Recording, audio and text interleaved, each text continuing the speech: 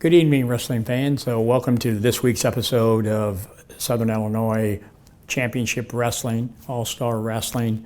It's whatever you want to call it. Tonight is a special night, special edition, one that we never look forward to doing. Earlier this week, we lost a true legend of our industry, Dory Funk Jr., a friend to many, especially to SICW, especially to St. Louis, to the late Sam Muchnick, Larry Matisek, and so many other people right here in the St. Louis region. Anytime Dory came to town, it was guaranteed a match that would be talked about forever and ever. Dory was a great worker in the ring. There's not another worker out there that would dispute that. I've heard the testimony from so many of the wrestlers, how they learned so much from the likes of Dory Funk Jr. Dory learned so much from his father, Dory Sr., him and his brother, Terry.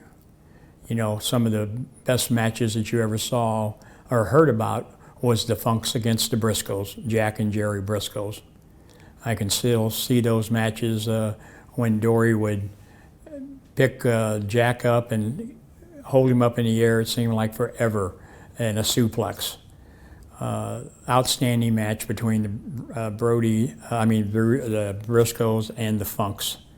Anytime they had a match, you knew it was going to be from the start of the bell to the end. It had you on the edge of your seat. Our condolences go out to his lovely wife, Marty, another great friend of SICW. I remember making a trip down to Florida to talk business with her and Dory. They rolled out the red carpet for myself and my wife and my son and sister, and it was just awesome just to be able to go down. They had me be a special guest ring announcer at one of their TV tapings that they did. I was honored to do that.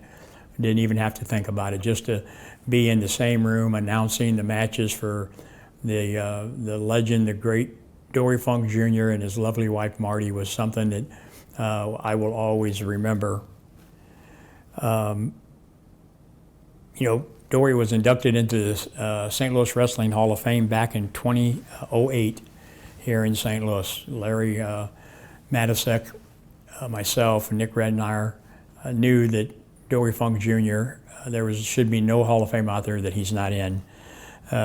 He was inducted into the WWE Hall of Fame in 2009. And then in 2019, he was honored at the Cauliflower Alley Club with the Luthez Award. You know, he held the NWA title for over 4 years. Only person held it longer was Luthez. So when I talk about a true legend, you're talking about Dory Funk Jr. He held titles, other titles for the ICW, held championship titles in Georgia, all over the world. Wherever he went, he was a champion. And what I want to do now, since this program tonight is dedicated to our late friend Dory Funk, I want to take you back to just a clip of a match from Wrestling at the Chase when Dory Funk Jr. and Ric Flair brawled at Wrestling at the Chase. Take a look at this and we'll be right back. But Blackwell leaving, but Tara out after him. Flair and Funk out on the floor, I don't know where. Blackwell, here comes Patera back. That coward's running just like he did at the Checker Dome. Bradwell, the war's just begun. Funk has a spinning toe hold on Flair outside the ring. Funk has a spinning toe hold on Flair outside the ring. Patera trying to find Blackwell. And I don't know what's happened. The referees may have counted everybody out of the ring. We'll try to get Terry Garvin. Both wrestlers are counted out for fighting outside the ring. Both counted out outside the ring. The count of 20. Dory Funk Jr. being pulled away by the referees. I don't know where Blackwell is. Patera's trying to find him. You can bet on that. And now Ric Flair is screaming. We're going to take another look at it. There goes Blackwell bailing out. Blackwell leaving Flair on his own. Ric Flair left on his own against Dory Funk Jr., and I guess it would have been Patera, except for the fact that Patera chased Blackwell to the dressing room. There's the action outside the ring. Dory Funk Jr. with that uppercut to Flair, dropping him. We're taking another look at it, and there it is, Ric Flair now holding the gold belt. The crowd yelling about Blackwell. Rick, your partner deserted you. I've had enough of pedal cutter. I've had enough of St. Louis. And this time, the next time I'm in this town, whoever it is going to learn what it means to pay the price to be in the ring with the world champion. I'm tired of tag matches. I'm tired of being ganged up on. Ric Flair is the man. He's the world champion. And he doesn't take anything off anybody. And Dory Funk Jr. is going to find that out when I get my shot.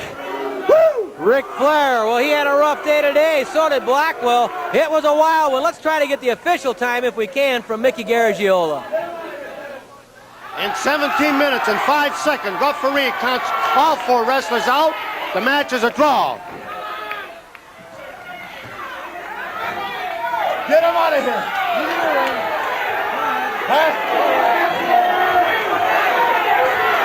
We're trying to restore some sort of order. Dory Funk Jr. came back out. And now Ric Flair. Dory Jr. inviting him to step back into the ring.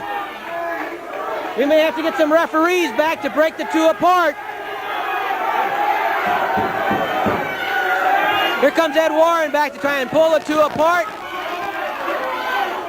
Ed Warren, he's got a tough job now trying to keep them apart. Flair dumps Funk, and there's Flair and Funk ended right in the middle of the ring. Flair and Funk battling inside the ring, and uppercut by Funk. Drops Flair. They're at it again, Flair and Funk. Well, there you have it. That was just a small clip of when Dory and Ric Flair inside the Wrestling at the Chase studios of KPLR TV Channel 11 showed the fans what Wrestling at the Chase was all about. And I'm telling you, that was just a little clip of many, many matches that Dory had here in St. Louis. And I'm telling you, they will never be forgotten. Right now, we're going to take a little break, and when we come back, we'll have a lot more about the late, great Dory Funk Jr. Hey everybody, What Were They Thinking is proud to be a part of the show with Herb Simmons at SICW. Show some enthusiasm, Joe. Put on a damn bow tie. We got Herb Simmons. We got the Kill Arena. We got St. Louis, where Mr. Briscoe is in the Hall of Fame. What Were They Thinking? It's available on Backstage Pass. Sports Kita's our buddies. We talk about the wildest, the craziest, the dumbest, the insane moments in wrestling history that I'm proud to be a part of, because Mr. Briscoe, you're the one that hired me. And I don't know what I was thinking when I did that, John. That's not nice. Not nice at all. We love Herb Simmons, and Herb Simmons, you have been there forever. Mr. Briscoe thinks you might be 1,000. I don't think you're a day over 900. We love St. Louis. What were they thinking? Backstage Pass.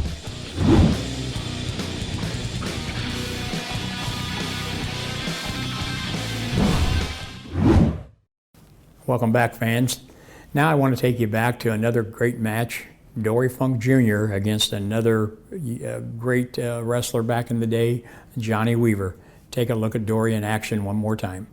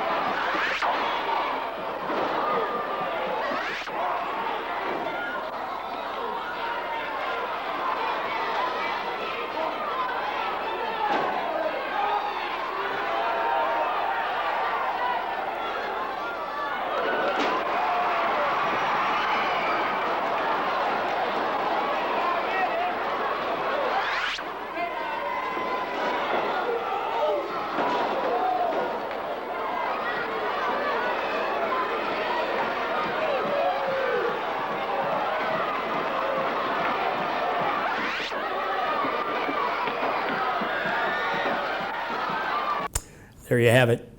Not a match out there that he didn't deliver that upper right arm uppercut so many times. I mean, you thought he was knocking his opponent's head off. Nobody did it better than the master of that, Dory Funk Jr.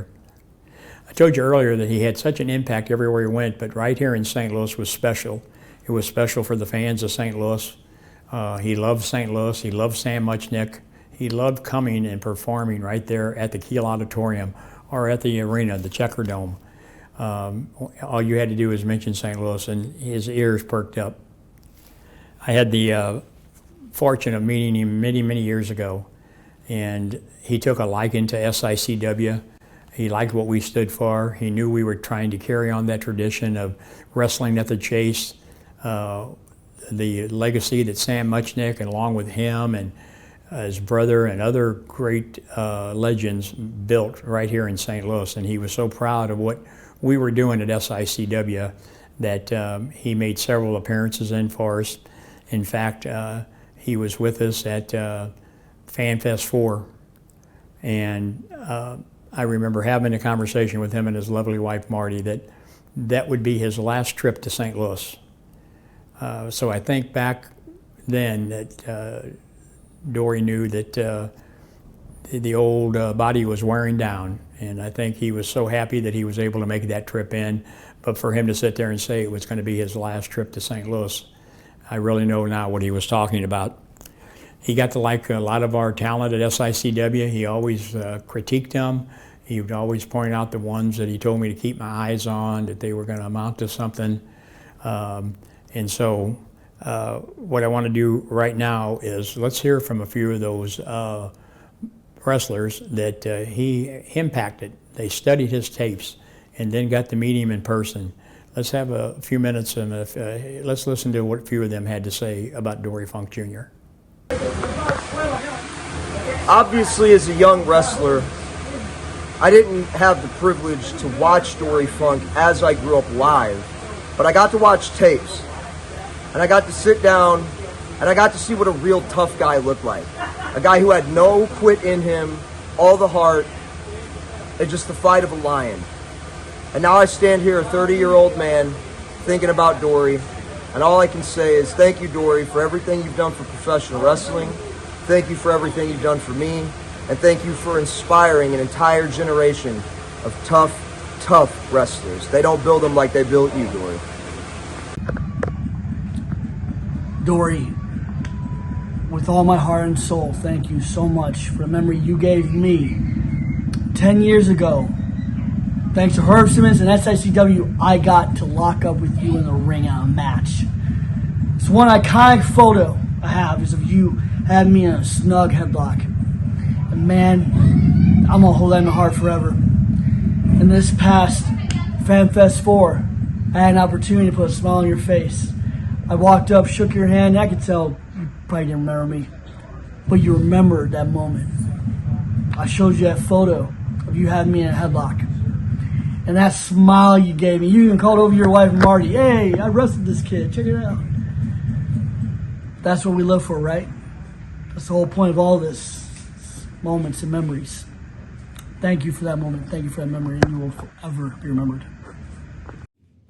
Travis Cook coming to you once again. I don't get to make a whole lot of appearances on SICW All-Star Wrestling anymore due to a loser leave town contract from a few years ago that's still in dispute. And through Stephen E. and Devastation Incorporated, I've been able to make some appearances, but every time I do, it seems like Herb Simmons' attorneys get involved, and there's a lot of back and forth on that, and we're still going at it over that contract years later. But nevertheless, the reason I'm here tonight is to discuss and mark the passing of one of wrestling's great legends. We lost former NWA World Champion Dory Funk Jr. earlier this week.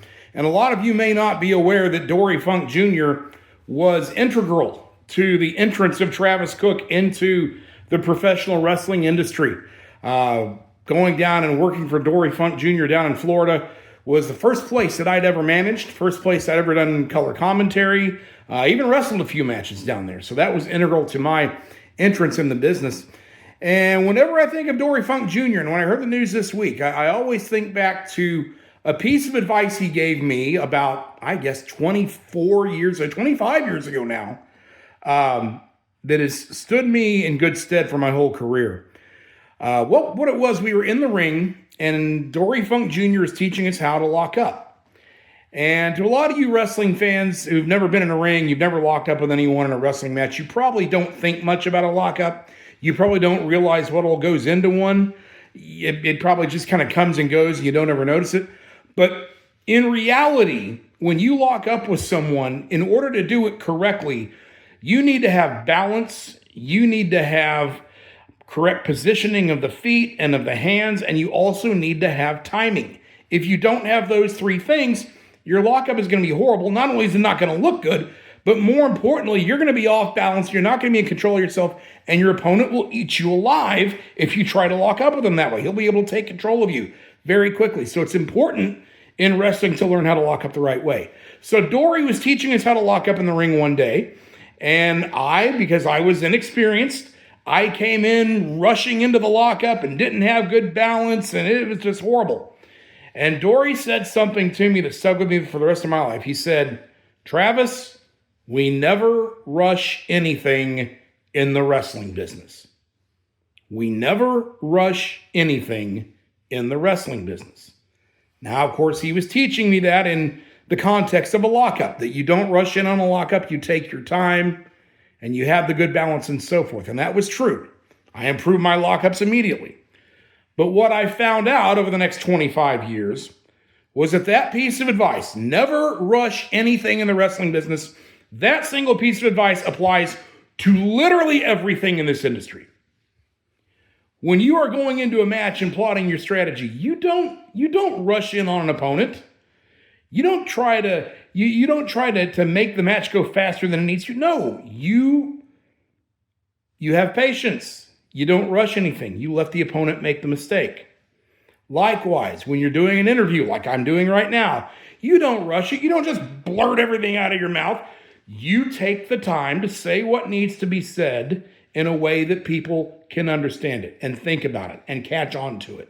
When you're doing commentary, color commentary, play-by-play announcing, you don't rush it. You take the time. You have the patience. You let everything resonate. You let everything breathe.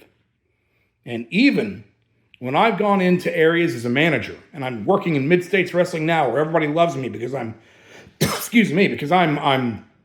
bringing big-time wrestling back to Springfield, Missouri for the first time in about 60 years. Everybody loves me down there. I'm having great success. But when I go into a new territory, when I go into a new area, a new promotion, I never rush what I'm going to do. I go in with a purpose, with a plan, with a strategy, and I don't deviate from it because of that advice that Dory Funk Jr. gave me. And those of you who saw Dory in the ring for those years, and he was the world champion for 4 consecutive years, you know that he wrestled that way. He never got in a rush, never got in a hurry. He let the opponent make the mistake, and no matter what happened, he was always in control. His brother Terry was wild and crazy and all over the place, but Dory Funk Jr. never lost his cool. He was always in control of his situation. He was always in control of everything around him, and that's the lesson that I learned from him, and a lot of his students have as well. So rest in peace, Coach. I know you and Terry are kind of finding Jack Briscoe right now and about to do something heinous to him, and I wish you the best. God bless you, Coach. We'll see you down the line. Ladies and gentlemen, we are here in the aftermath of a Texas death match. Of course, we just lost Dory Jr. His father, Dory Sr., and Fritz Von Erich were the very first Texas death match in Lubbock, Texas in 1963. So hopefully we did Dory Jr. and the Funk family a little bit of justice here tonight. What can be said about Dory Funk Jr.? He came here to the St. Louis area several times. He was a friend of ours here in SICW. He came to Fan Fest last year. A lot of great people had a chance to say kind of a final goodbye. Meet Dory Jr. one last time, and it's an honor. He was everything great about professional wrestling. He was professional. He was just a fantastic wrestler. He carried himself with a very quiet sort of respect, but you knew not to mess with the man. You know, I hate the fact that there's no modern generation of Funks running around in the wrestling business today. We've lost Dory Jr. now, we lost Terry a few years back, and I fantasize about how much better off the wrestling business would be if we still had some modern Funks running around. So I consider myself very grateful, very honored to have had a chance to meet the man. I've got some cool memorabilia that's autographed. Got to shake his hand and exchange a few stories. And so I'm grateful and sad at the same time. So to the wrestling world out there, to Marty Funk, from everyone here at SICW, from me, I'm Drew Abenhouse, by the way. My heart goes out to the Funk family. Dory, thank you for everything. We will miss you, and much love forever. We will do our very best to carry on the respectful way in which you represented professional wrestling. Godspeed, sir. Well, there you have it, fans. A lot of emotion from the locker room of SICW. Yeah, you can't help from being that way when somebody of a gentleman like Dory Funk Jr., a legend, took time to critique your match as a young man. It really meant something to those men. You could tell by the way they were talking. He had such an impact through his own training school. He trained so many great workers that are out there working today that pay tribute, that give Dory the data boys for how he taught them, trained them to prepare them for this tough business. So many of them are out there. The internet has just been buzzing with condolences for everything that Dory and Marty has done for the industry. When he was down there working with those men in his training school, he didn't just sit on the sideline, I can tell you. I was there, I saw him in the ring with them, teaching them right from wrong. And there's so many of them out there that owe a debt of gratitude to Dory Funk Jr.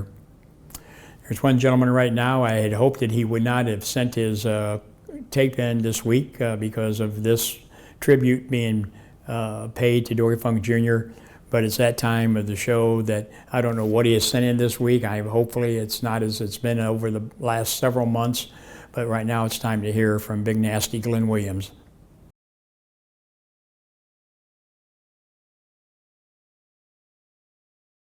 There are wrestlers, and then there are men who help define what wrestling is supposed to be. Dory Funk Jr. is one of those men. Before the entrances got bigger than the matches, before social media decided who was a star, and before everybody had a microphone and a catchphrase, there was a generation of wrestlers who understood that you didn't have to do 100 things in a match. No. You just had to do the right things. You had to understand timing. You had to understand the psychology to beat your opponent. And most importantly, you had to respect the business. Dory Funk Jr. didn't just wrestle. He studied wrestling. He mastered it. And then he passed that knowledge down to generations of wrestlers who came after him. And honestly, that's what makes his legacy so important to me. Because when I step through those ropes, I'm not just trying to win a match. I'm trying to carry something forward. I'm trying to preserve a little bit of that old school mentality. The idea that a wrestling match should tell a story. And that the audience should walk away remembering how you made them feel. And that's why guys like Dory Funk Jr. matter. Because the legends of his generation, they didn't just leave behind championships. They left behind knowledge. They left behind tradition. And they left behind a blueprint. And every wrestler who takes that blueprint seriously has a responsibility to keep passing it on. So, from one professional wrestler to one of the true architects of this business, thank you, Dory. Thank you for the matches. Thank you for the lessons. Thank you for the toughness. And thank you for the tradition. And thank you for helping show generations of wrestlers what it means to truly be a professional.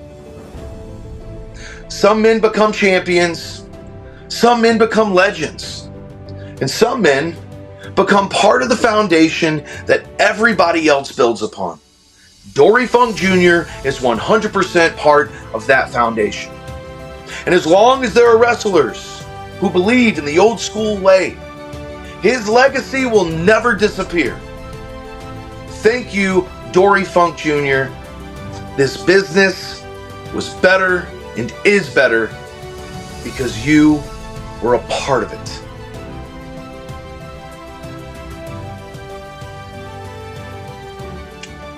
And this business would be a lot better off without Herb Simmons. See you next week! Well, there you have it. Big Nasty Glenn Williams, a little bit different than what we've been used to, and it doesn't surprise me, but he still had to leave a little tauntness out there, but that's just how somebody like Glenn Williams is. But I appreciate the fact that he wasn't as obstinate as he has been the last many weeks that he's been on our program here. Okay, so now that we've heard from Big Nasty Glenn Williams, let's go to a commercial break, and when we come back, we'll tell you about what took place last night in Belleville, Illinois. SICW welcomes our newest sponsor, Total Roofing. For all your roofing needs, call Total Roofing, 618-719-6767. That's Total Roofing. Well, fans, thanks for sticking with us. And as we said, this is a tribute to the late, great Dory Funk Jr., who passed away earlier this week. But I want to talk about last night because it kind of ties in with Dory's legacy. At Belleville at the Little Devils fundraiser last night, great time, great turnout, raised the organization some money. The main event, a Texas death match. For those of you who were there, saw it. For those of you who couldn't make it, in the weeks to come, you'll hear about it. But the reason why I wanted to add that in tonight is because of the type of match was scheduled there last night, a Texas death match. Yes, that's right. Brandon Beretta, the champion, in a Texas death match against Belleville's own Bobby D. And I'm telling you, it was a great night. And the tie-in here is that back in April of 2023, I had the honor of doing a phone interview with the late, great Dory Funk Jr. And in that interview, he talks about the Texas death match. And you'll listen and be surprised how the Texas death match all came about. Take a listen to this and we'll be right back. And I am so excited today to have the man discuss what a Texas death match is, and he has firsthand knowledge of that. My special guest today, one of the all-time greats, if not the greatest, Dory Funk Jr. Dory, thanks for joining me. Hey, I love your introduction. That's fabulous. Well, it's all true. Dory, the name Dory Funk Jr. is synonymous with the professional wrestling everywhere. And you had many, many matches in the St. Louis area, and I couldn't think of a better person to explain to our great fans here in the St. Louis area what it's like about a Texas death match. But before we do that, it's been a little bit since you and I have talked, but you had great times in St. Louis, didn't you? Oh, absolutely love St. Louis. Sam Mushnick was a great promoter. The NWA World Championship was the spotlight thing to bring to the wrestling fans. St. Louis was a terrific town. Right. You had some of your greatest matches right here in St. Louis. And, of course, you mentioned Sam Muchnick. And I know he was a good friend of yours, and your dad and your brother. And so the entire Funk family was so well respected in the St. Louis area, or anywhere you just went to as far as that goes. And so much of that is thankful to Sam Mushnick and his promotion and his position within the National Wrestling Alliance. He was president, and for so long and did such a great job for him. Well, and another young man that really had nothing but love for you was Sam's protege, Larry Matisek. I want to thank him for that too, because it was just a wonderful experience coming to St. Louis. It wasn't only the promotion, it was the wrestling fans that I want to thank for being there and for their support. And it was for the quality of the promotion. And St. Louis was the best in the United States, North America, wherever you want to say. Sam Musik did a terrific job. Right, and anytime you came, the fans knew that they were going to get their money's worth, and you always sent them home happy, and that's what we're trying to continue to do with SICW Southern Illinois Championship Wrestling. As you know, you've been up here before for me, and I really appreciated what you and your lovely wife Marty does for me and for the business, and just like taking time today to squeeze this in. So, explain how the Texas Death Match came about and kind of what's expected of that. Yes, I can. Texas Death Match came about in 1963 or 64 between my father and Iron Mike DiBiase. And there were two wrestlers that just faced each other time and time again. And with no finish that the fans could see and say, well, this guy won the match. So they came up, my father, Dory Funk Sr., came up with rules for a way to get it accomplished through Texas Death Match. It's an exciting match. And the conditions of a Texas Death Match are, number one, nobody's going to stop the match. Condition number two, there will be no disqualification. Condition number three, falls don't count. There can be 1 or 100 falls but that won't declare the winner. There will be a 30-second rest period between falls, plus a 10 count for the loser of the fall to come to his feet and continue the match. It's a situation where there absolutely must be a winner in a Texas Death Match. It can't be a disqualification. It can't be a tie or a Broadway, as we call it in the wrestling business. There's got to be a finish, and there's got to be a winner. Wow, and as I think there's actually documentation of some of these Texas Death Matches that have had hundreds of falls. And as you said, there's no time limit, and there has to definitely be a winner. And the referee's job primarily is just there to count the falls. I've seen declare the winner. Declare the winner, basically, yeah. So I appreciate you describing that, because some of the fans have asked, well, what's this going to mean? We've seen all kinds of matches, and the younger generations may have not seen these Texas style death matches. They've seen the lumberjacks and matches like that, but nothing of this nature. I'm sure you've had your share of Texas death matches, haven't you? I've had my share of Texas death matches. Yes, I am. Is there anyone that sticks out in your mind as just being that you probably wouldn't want to do it again? Iron Mike DiBiase. Yes, yeah, and that's the father of the Ted DiBiase, am I correct? Ted DiBiase's father, yes. And the original Texas death match that was ever in existence was between my father and Iron Mike DiBiase. And that was the issue. They had wrestled time and time again with no solid decision. Who won the match? I mean they'd come into the ring and they'd get with it, and there would be a disqualification. There could be a Broadway, as we say in the wrestling business.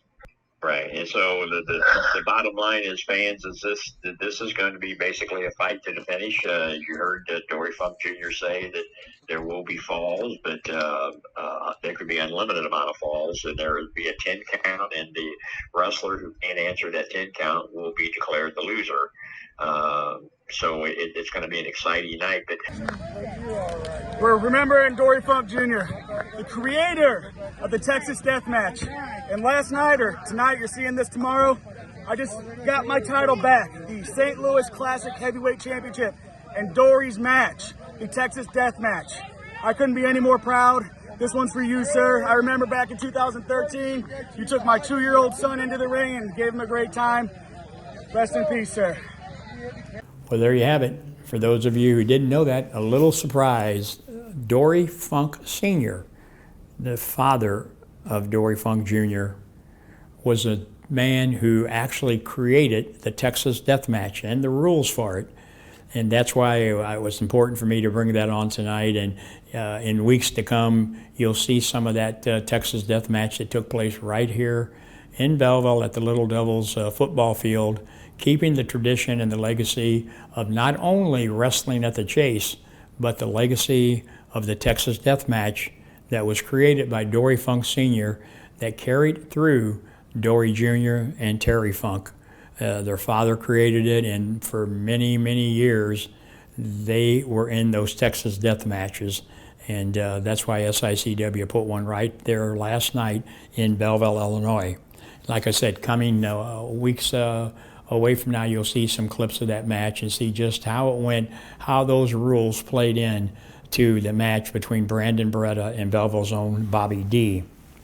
And now, as we get ready to close out this week's episode, it's a sad time for me because Dory was not only a wrestler, he was a good friend, and I will dearly miss him.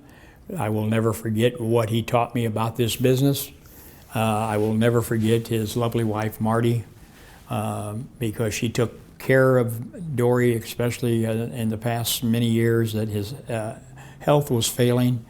Even when I called to get him to come to the last Fan Fest, Marty was kind of reluctant, but she says, I really know what Dory, St. Louis meant to Dory and what Dory meant to St. Louis, and more than that, Herb, what he meant to SICW and to Herb Simmons and Mickey Simmons and the entire locker room. So they were able to make that trip, and I will never, ever forget that. And now as we close out this week's episode, I want to take you back to another great match that I think you're going to enjoy. You may have seen it before, but it's always worth seeing it again. It's Dory Funk Jr. in action against the late, great Bruiser Brody, somebody that each of those men had mutual respect for. Take a look at this, and we'll see you right back here next Sunday night, 8 p.m. Central. Everybody have a good week. The crowd barking at Brody, Brody barking back at them. He was an icon in Japan. One reason Brody was so popular in Japan was he took the time to sit and talk with fans. He took the time to sit and talk with the journalists, talk slowly, make sure he was understood. If there were questions, he tried to answer them as best he could, considering the language difficulties. Dory Funk Jr. was much the same. The Funk brothers, Dory Jr. and Terry, were famous in Japan. So this was a Hall of Fame battle between Brody and Dory Jr., both men being very cautious early in the match, eyeing each other. They know what they have at stake here. It's a big international battle. Yet these guys both came into wrestling down in West Texas, around Amarillo, Canyon, Texas. Dory Jr., he went to West Texas State University, as did Brody, when he was involved in football before he played briefly with the Washington Redskins and then Canadian League football. Dory Jr. pushing Brody into the corner. Higuchi calling for a break. Brody turning his body so he can't take a punch in the jaw. Very careful, very cautious, knowing the ring. Dory Funk Jr., is one of the real scientific wrestlers who eventually became very adept at brawling. He was one tough cookie. Of course, you spend 4 years as the world heavyweight champion, as Dory Funk Jr. did. You learn a lot. You learn how to take care of yourself because you're a target. You're all alone. You're by yourself. And Dory Funk Jr. was from 1969 to 1973. Off the ropes, leapfrog by Brody, drop kick by King Kong Brody. Did you see that? Great athleticism by Brody, and then he boots Dory Jr. right out of the ring. A leapfrog and a drop kick by a man who weighs at that point about 285 pounds. What an athlete. King Kong Brody pulling off a move on Dory Funk Jr. Jr. actually needed a second to regain his composure. Even though he's familiar with Brody, they've scouted each other, they've seen each other, they've been in the ring in tag team matches. It's amazing. It's amazing as popular as both of these men were that they were never opponents in St. Louis. Brody missing with a big chop as Dory Jr. sidesteps. Brody didn't think too much of that. Bad aim. Dory Jr. It's still a chess match. Brody, Dory Jr. feeling each other out, looking for the weakness, looking for the spot they can attack. Side headlock by Brody on Dory Jr. Jr. bounces Brody off the ropes. Flying tackle by King Kong Brody. Hip toss by Dory Jr. Brody, careful. Dory Jr. knowing how to use that leverage. Brody, not an easy man to get off his feet. He understood balance, understood leverage. It wasn't often that you would see King Kong Brody taken off his feet, but Dory Funk Jr. did it right there with a perfectly executed hip toss. Side headlock, down goes Dory Jr. Brody using his body weight to lay across the chest and neck of Dory Jr., twisting that head a little, bringing it up, squeezing together the jaws, the cheeks of Dory Jr., making it hard for Dory Funk Jr. to breathe, trying to take away a little bit of the steam, a little bit of the stamina from Dory Jr.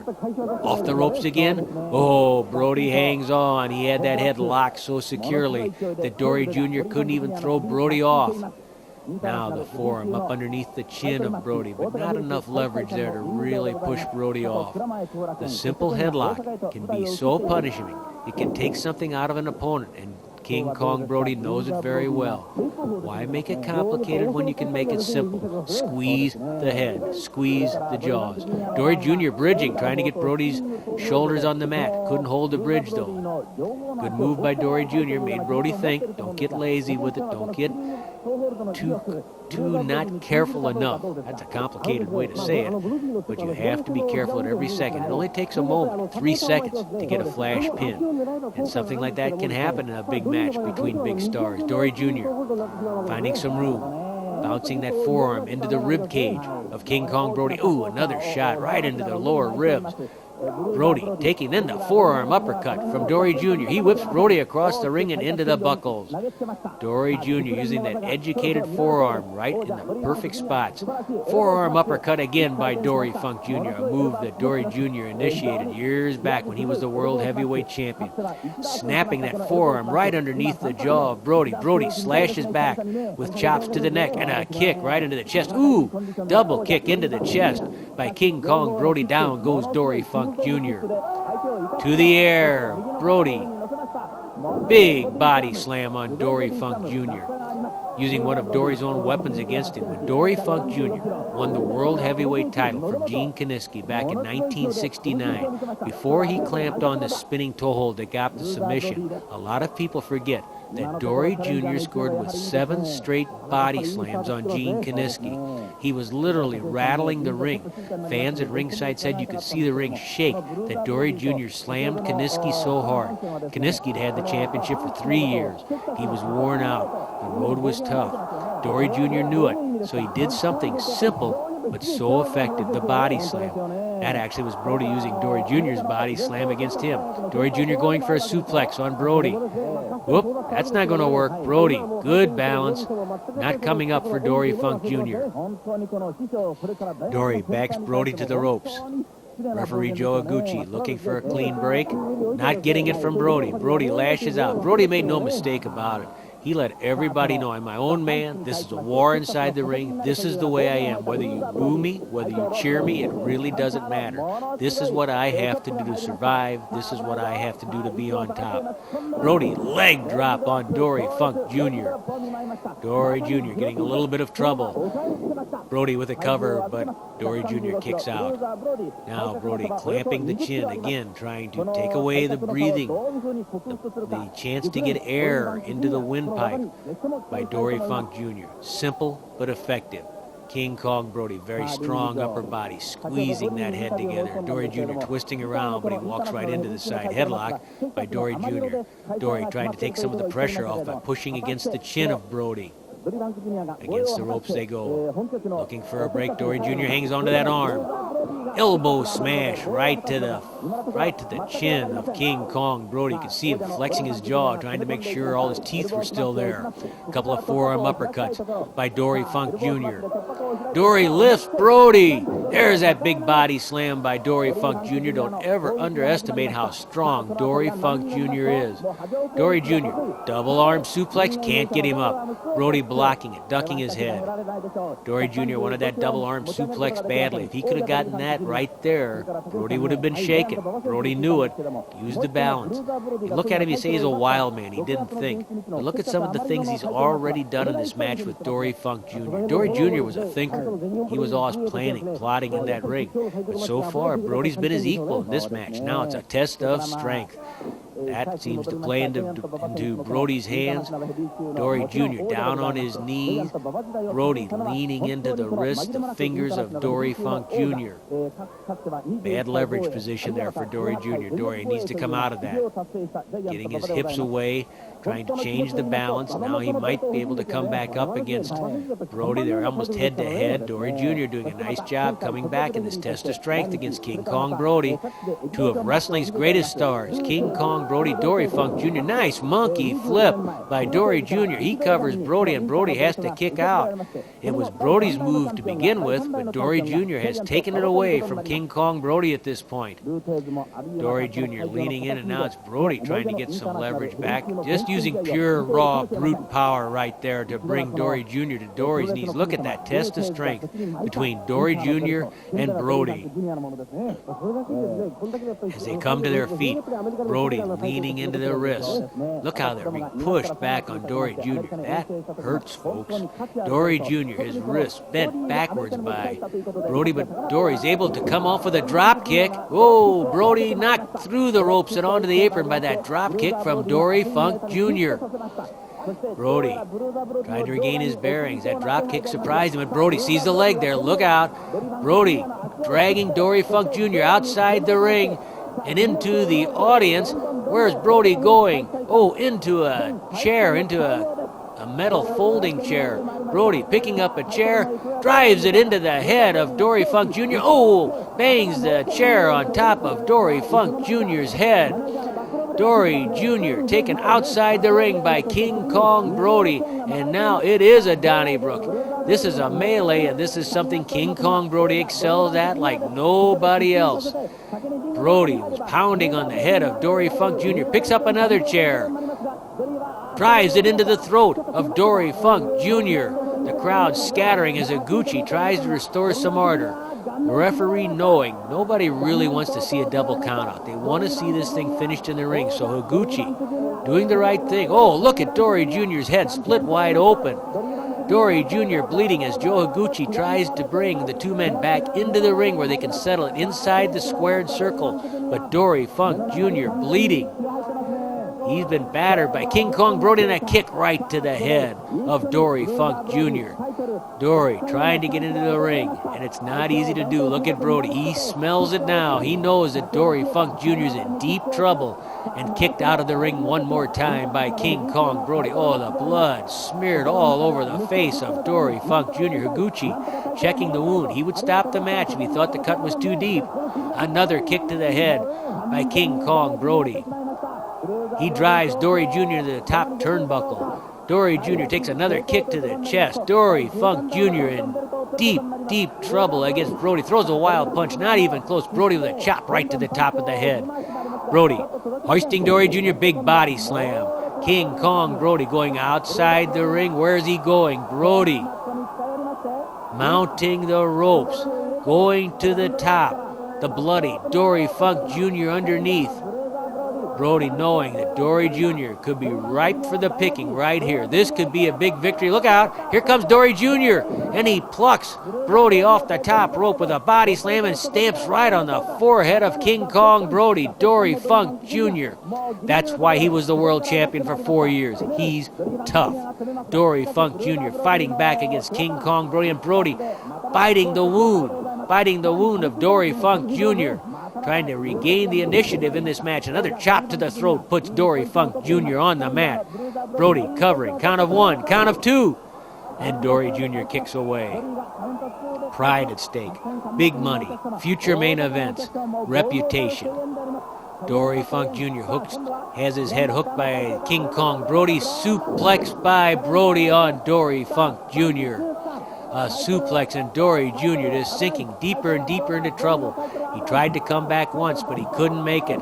And now Brody, the brute power of King Kong Brody, has damaged Dory Funk Jr. and Brody trying to finish him right now. Brody looking, poises that chop right to the top of the head. Dory Funk Jr. staggering and going down, trying to fight his way back. Look how badly he's bleeding. Dory Funk Jr., how he's hanging in there, it's nothing but a miracle. Try for a pin, count of 2, and Dory Jr. slides out from underneath King Kong Brody. Brody must be getting frustrated. Ooh, do you see that boot? Do you see how high he had that leg as he put it right into the jaw of Dory Funk Jr.? That's one flexible athlete there in King Kong Brody, stomping on the head of Dory Funk Jr. Brody a little more careful now. He'd already been sailed off the top rope. This time he goes to the second rope, comes off with a big stomp, almost an atomic drop, shades of Dick the Bruiser onto the chest of Dory Funk Jr. Try for the pin. This could be it. Oh, Dory Funk Jr. Don't ever count out the courage of Dory Funk Jr., even against somebody as rowdy, as violent, as dangerous as King Kong Brody. Dory Jr. trying to fight back with those forearm uppercuts. They still sting. Ooh, that was right on the chin. Dory Jr. nailing Brody with another forearm uppercut. Dory Funk Jr. battling back, goes behind Brody. Brody moves to the ropes, sensed trouble there. Dory Jr. pounding away, hooking the head, trying for the suplex. He was blocked the first time he tried it, but this one, he gets Brody into the air. The suplex by Dory Funk Jr. on King Kong Brody. Is he looking? Yes, the spinning toe hold. The spinning toe hold by Dory Funk Jr. How he won the World Heavyweight Championship. And even Brody has to go to the ropes to get a break from that spinning toe hold. Now that's going to take a toll on Brody. You take a big man's legs away, but Dory Jr. going outside the ring after Brody. He grabs Brody's head and slams him head first into the steel ring post. Brody slammed head first into the steel ring post by Dory Funk Jr. Dory grabbing Brody, slamming him into the press table. Brody being slammed into the press table by Dory Funk Jr. This is desperation now. It's a war. There's nothing to hold back on. Brody again slammed into the steel ring post, trying to get back into the ring. Dory Funk Jr. has battered King Kong Brody. And look at Brody. He's bleeding. Brody, Dory Jr., both masks of blood. Brody and Dory Jr. Forearm uppercuts by Dory Funk Jr. Kikuchi trying to get everybody back. Dory Jr. pounding on Brody. Here's his opening. Wild punches by Dory Jr. and by Brody. That blow landed on Dory Jr. and on Joe Higuchi. Small package by Dory Funk Jr. to try for the pin. Where's the referee? Here comes Higuchi. Count of 2, and Brody breaks free. Both men bleeding, the blood all over the ring.